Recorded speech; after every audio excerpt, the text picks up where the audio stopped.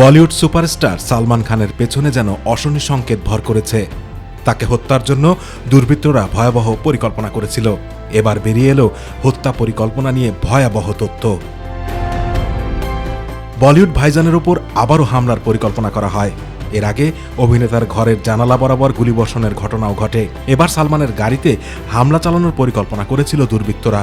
এ ঘটনায় 4 জনকে গ্রেপ্তার করেছে পুলিশ। গ্রেপ্তাররা বিষ্ণই গ্যাংয়ের সদস্য বলে জানা গেছে। ভারতীয় গণমাধ্যমে বলা হয়েছে, সালমানকে প্রাণে মেরে ফেলার পরিকল্পনা ছিল তাদের। তারা পাকিস্তানি অস্ত্র সরবরাহকারীদের কাছ থেকে অস্ত্র কেনার পরিকল্পনা করেছিল। তদন্তে জানা গেছে, অভিযুক্তরা সালমানের বাড়িতে ও ফার্ম হাউসে রেকি করে গিয়েছিল। এর আগে এই পরিকল্পনায় অভিযুক্ত একজন পাকিস্তানি নাগরিকের সঙ্গে ভিডিও কলে যোগাযোগ করে তার কাছ থেকে AK-47 এর মতো অস্ত্র অর্ডার করা হয়েছিল। ওই গ্যাংয়ের সকল সদস্য সালমান খানের উপর নজরও রাখছিল।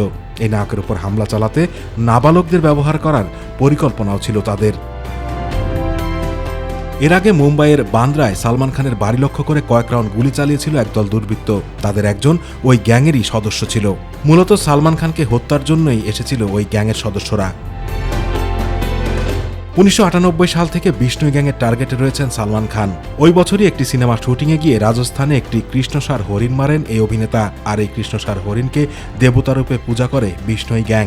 এরপর থেকেই সালমানকে হত্যার জন্য একের পর এক পরিকল্পনা করছে এই গ্যাং গ্রুপ। আতিকুর রহমান তিতাস, মাই টিভি।